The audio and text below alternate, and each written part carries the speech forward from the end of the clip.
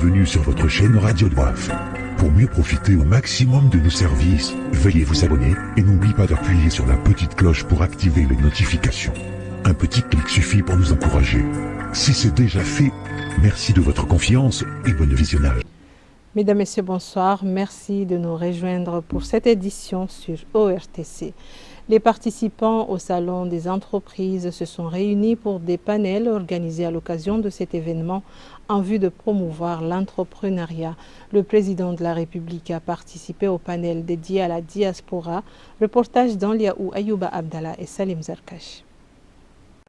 Tout le monde s'accorde à reconnaître que la diaspora joue un rôle important dans le développement socio-économique du pays. Lors de ce premier salon des entreprises, un panel lui a été consacré et le président de la République a participé à la table ronde. Il était question de consolider les efforts consentis de part et d'autre pour accompagner et encourager la diaspora à investir au pays. Les différents axes que nous avons abordés dans cette conférence étaient de comment on peut impliquer notre diaspora dans le développement des tissus entrepreneurial du pays. Nous avons lancé un concours de plan d'affaires qui vise à promouvoir l'entrepreneuriat dans le pays. Et dans ce cadre, nous invitons nos compatriotes de la diaspora d'y prendre part. De plusieurs manières différentes, de quelque manière que ce soit, mais d'y prendre part, soit en apportant leur expertise, soit en coachant leurs compatriotes ou leurs amis ou leurs frères qui sont restés dans le pays, soit en venant participer en tant qu'associés dans les entreprises qui vont être créées, soit en créant eux-mêmes leurs entreprises. Dans son intervention, le président de la République a souligné que les Comoriens de la diaspora disposent d'une richesse expérience dans le domaine de l'entrepreneuriat. Le partenariat avec nos amis français, Union européenne et tout le monde, effectivement, ça peut nous amener à ce que les jeunes qui viennent s'installer ici, ça soit non seulement un bel exemple pour les autres, mais pour les Comoriens. Le jeune Comorien aujourd'hui qui a son bac, son licence, qu'il prenne un bateau pour aller à Mayotte pour faire quoi? Mais s'il a quelque chose à faire ici, il doit être à travailler, il va à Mayotte voir sa famille. Et là, c'est un bel exemple aussi pour les jeunes ici.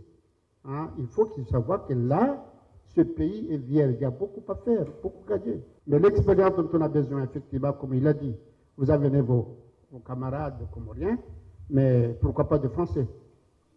Convaincre aussi des autres entrepreneurs français ou d'autres nationalités qui sont en France de venir s'installer ici. Et encore, c'est une expérience qu'on aura non seulement de la France, mais d'autres pays. Maintenant, on est dans un village unique. On ne peut pas ne pas s'intéresser de ce qui se passe aux États-Unis ou en Union européenne. Une autre conférence débat a été animée par l'OPACO en mettant l'accent sur l'élaboration d'un business plan, tout en appelant les jeunes à faire preuve d'innovation et de persévérance pour réussir à concrétiser leurs projets. Actuellement, au niveau des Comores, on observe qu'il y a une effervescence de jeunes qui souhaitent aller sur le marché international. Donc on a voulu attirer leur attention sur les écueils qui attendent les jeunes entrepreneurs, sur ce qu'il faut faire avant d'aller sur le marché international, sur ce qu'on doit faire impérativement, sur ce qu'on peut perdre et sur ce qu'on peut gagner en allant dans le commerce international. Et on a voulu leur montrer que c'est possible d'être aux Comores et d'aller sur le marché international, parce que dans notre conférence, on a allié un aspect théorique par M. Pascal Roger, un aspect partage d'expérience par moi-même, qui permettent aux jeunes qui étaient là de voir ce que disait la théorie et ce que fait la pratique, les choix qu'on peut faire quand on est aux Comores. Donc ça nous a permis de brosser un tableau assez large sur les difficultés, les atouts, les faiblesses et aussi les forces. L'ANADEN, Agence nationale de développement du numérique, a tenu un stand. Le public y a été accueilli pour la présentation de leur écosystème numérique destiné notamment à accompagner les porteurs de projets et aussi les entreprises à mieux se familiariser au monde du numérique. L'idée pour nous, c'est de venir montrer en quoi l'innovation est un potentiel pour le pays, qu'est-ce que cela apporte en termes d'emploi, en termes d'impact pour les secteurs et comment il faut faire pour pérenniser ce secteur-là et l'innovation en général. L'idée pour nous, c'est de venir vraiment montrer le potentiel qu'offre l'innovation dans les secteurs et dans les entreprises, le potentiel en termes d'emploi, en termes d'impact sectoriel, mais aussi en termes de création de richesses et montrer vraiment le réel potentiel qu'il y a dans l'économie numérique pour développer le pays et aller vers l'émergence du pays et des secteurs en passant par le numérique. Le président Azali Assoumani a eu droit à une visite guidée dans les différents stands tenus pour la plupart par des jeunes porteurs de projets. Un des membres de la diaspora a tenu à souligner l'importance d'une telle organisation. Écoutons-le au micro de Anliaou Ayouba Abdallah. Moi, je suis dans les prêt-à-porter. Donc, j'étais venue ici au mois de janvier et j'ai vu la pub, comme quoi il y aura le salon des entreprises bientôt. Donc, j'ai été intéressée. J'ai demandé les renseignements et je me suis intégrée. Et je ne regrette pas d'avoir venu parce que j'ai découvert beaucoup de choses. Et franchement, j'ai beaucoup aimé. J'ai appris beaucoup de choses. J'ai grandi au niveau du commerce.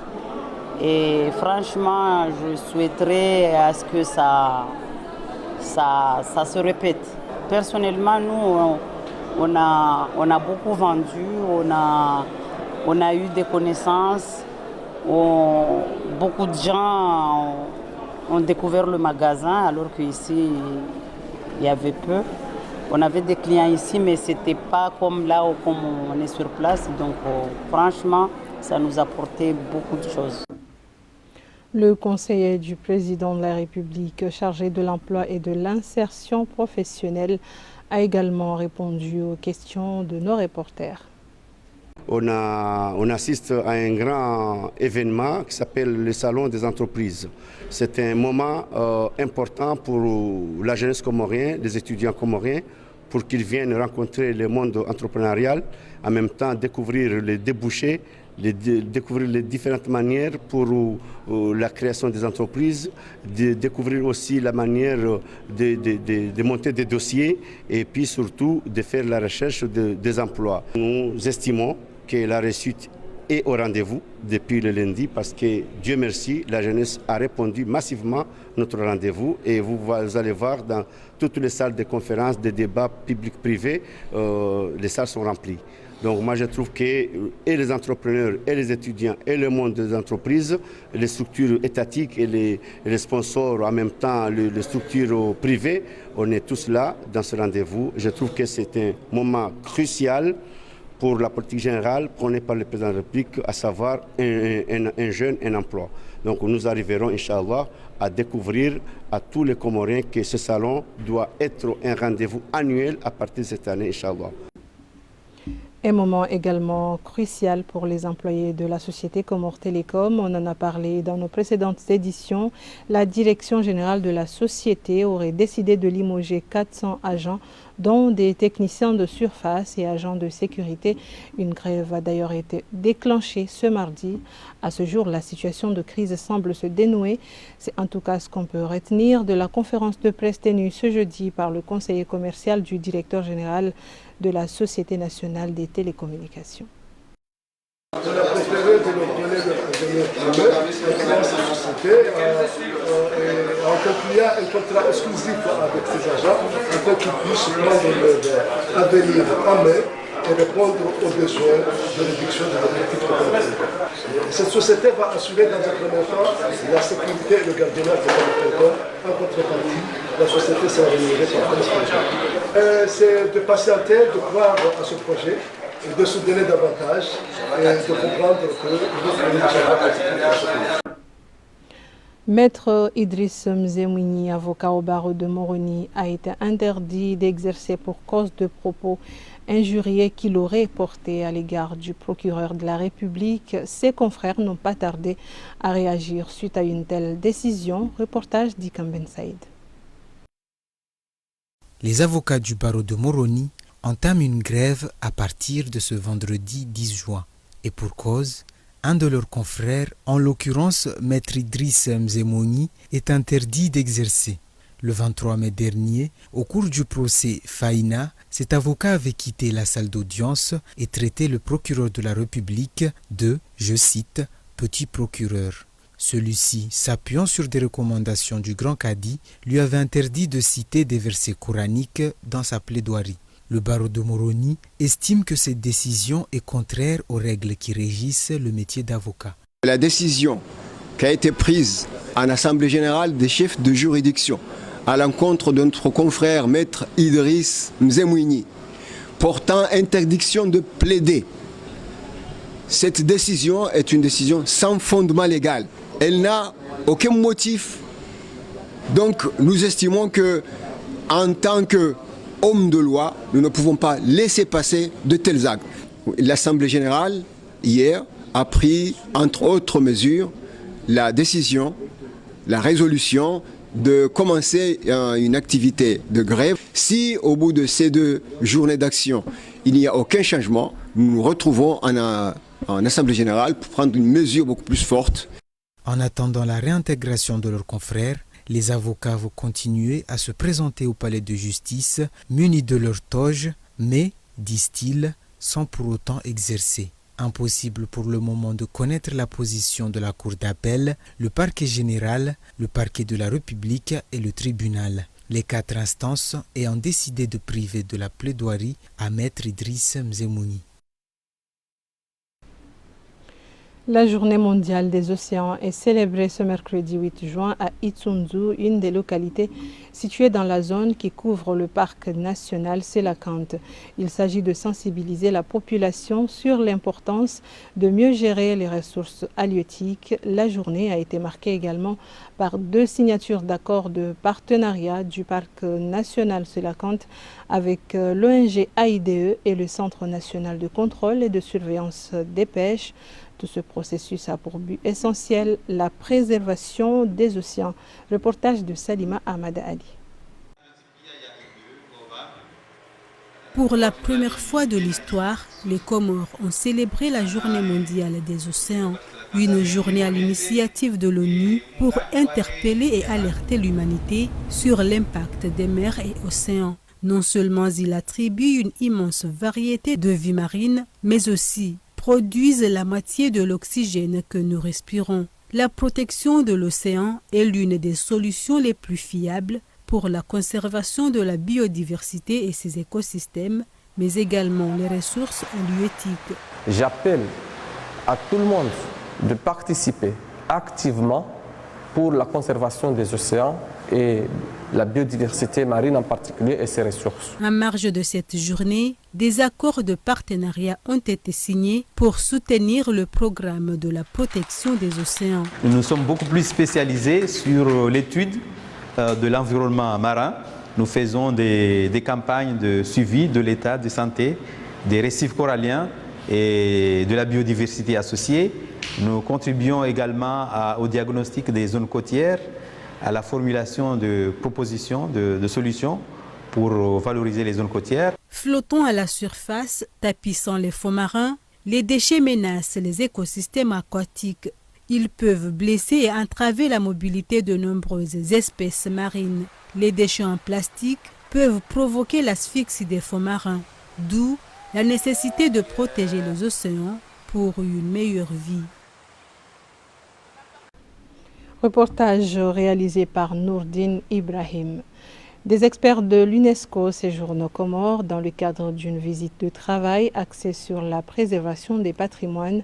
Suite à des études menées sur le terrain, ils se sont réunis ce lundi avec les responsables du Centre national de documentation et de recherche scientifique pour la restitution des travaux. Reportage de Tidjara Swali. Effectivement, des experts internationaux de l'UNESCO et l'ICOMOS, Centre international des monuments et des patrimoines, ont fait des travaux de restitution relatifs au patrimoine national effectués en Juan et la Grande Comore. Les responsables du CNDRS, en collaboration avec la direction et le ministère de la Culture, ainsi que des responsables de l'Université des Comores et bien évidemment les experts, ont réuni les autorités communales afin de partager avec eux le rapport de leur travail qui, justement, constitue d'aider les Comores à s'inscrire sur la liste du patrimoine mondial.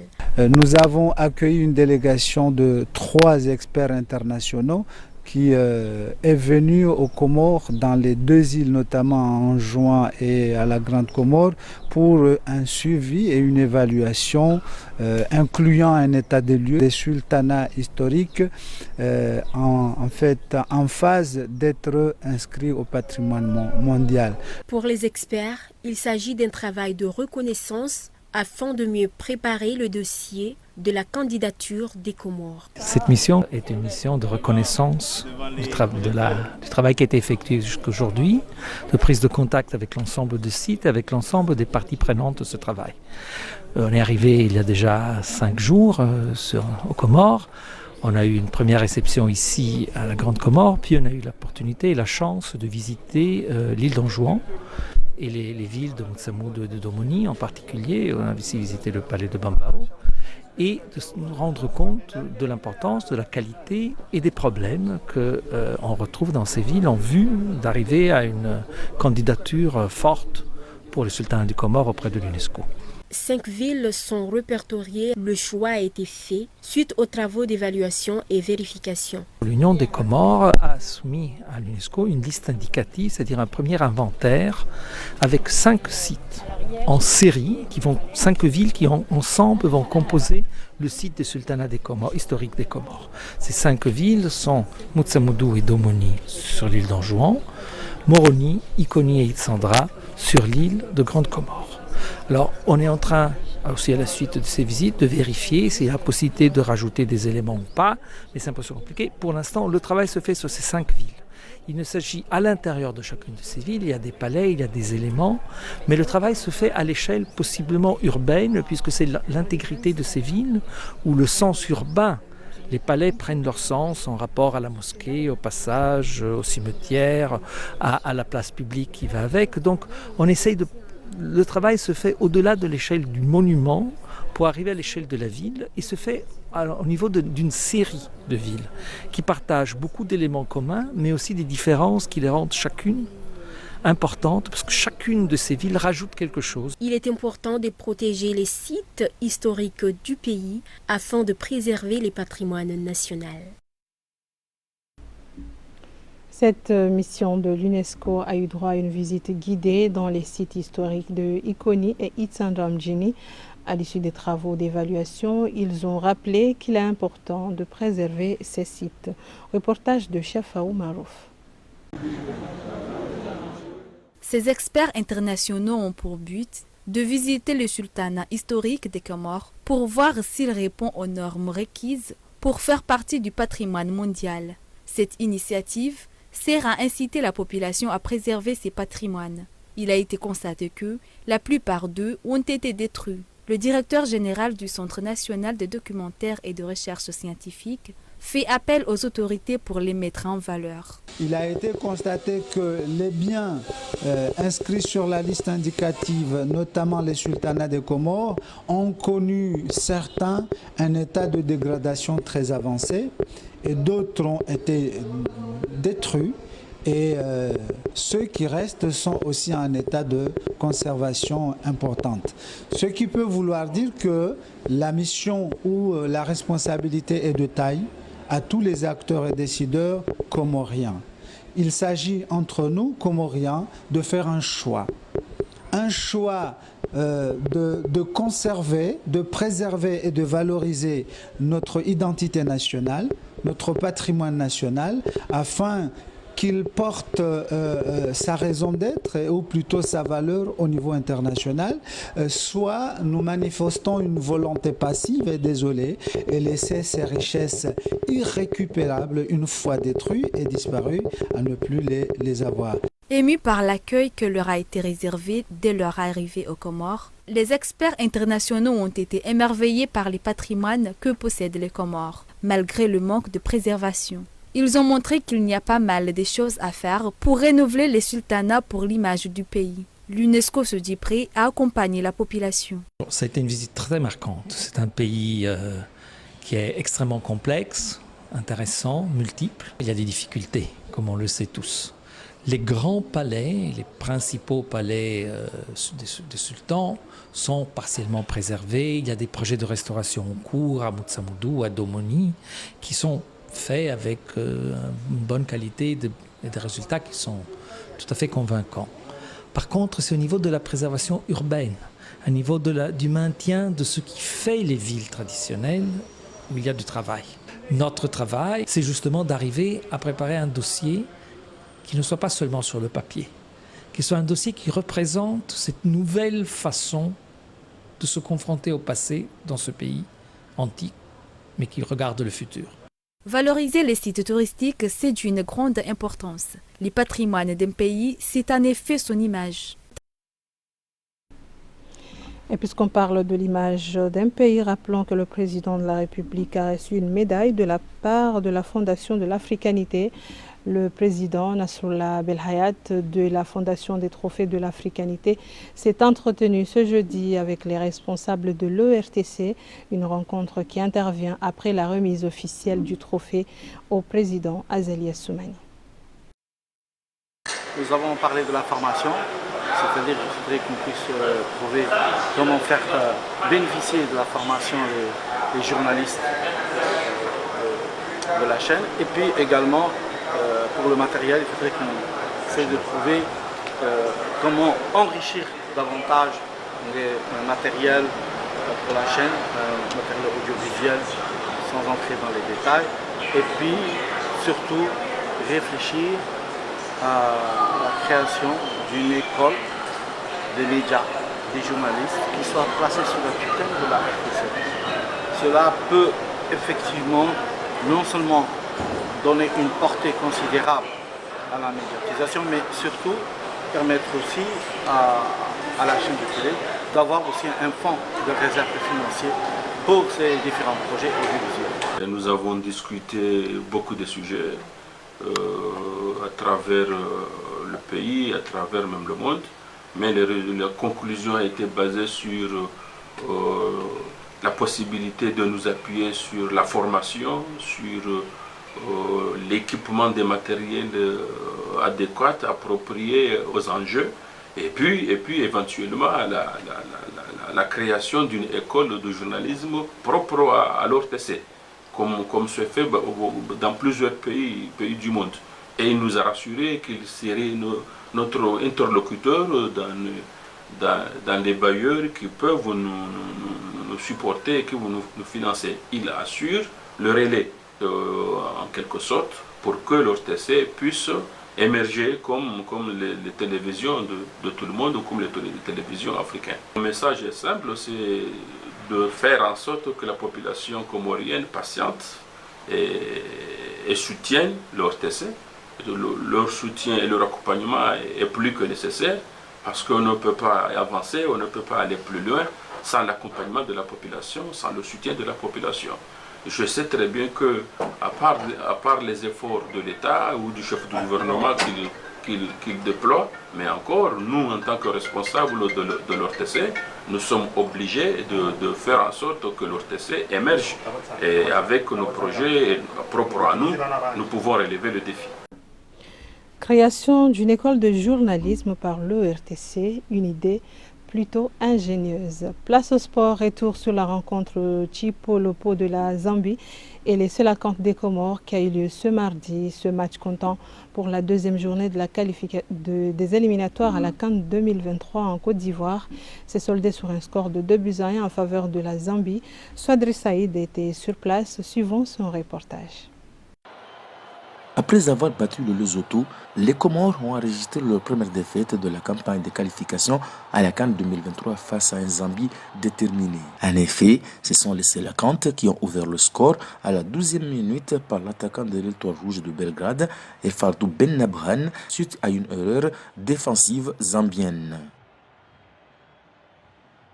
Les Chipolopolo, poussés par tout un stade, ont fini par égaliser à la dernière minute avant la pause par Enoch Mwepu suite à un corner. Mais à la 88e minute, les Zambiens obtenaient une faute contestée à 30 mètres de la cage d'Ali Amada, mais ce dernier n'a rien pu faire face au tir du joueur d'Arsenal Toula en Russie, Clint Kwanga, et le National Hero Stadium explose de joie.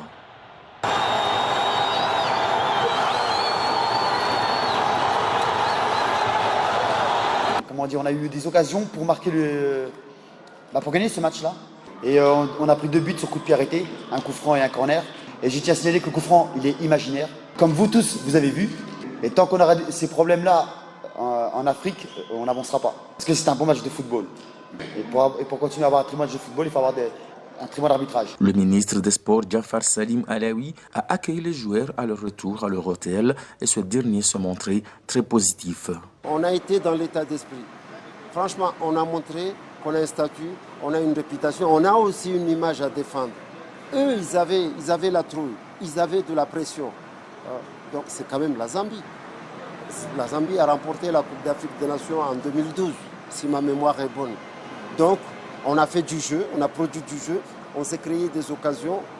Et puis voilà, on a mené au score. On était les premiers à ouvrir le score à la 13e, 14e minute.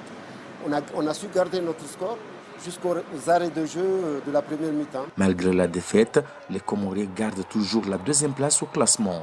Les Selakantes joueront leur 3e match face à la Côte d'Ivoire au stade Malouzini au mois de septembre prochain. Et les hommes de Younes Erdouk n'ont pas droit à l'erreur.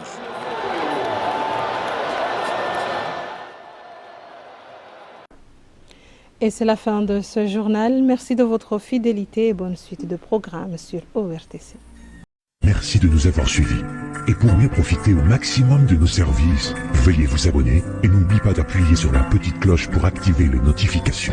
Un petit clic suffit pour nous encourager. Si c'est déjà fait, merci de votre confiance et à la prochaine vidéo.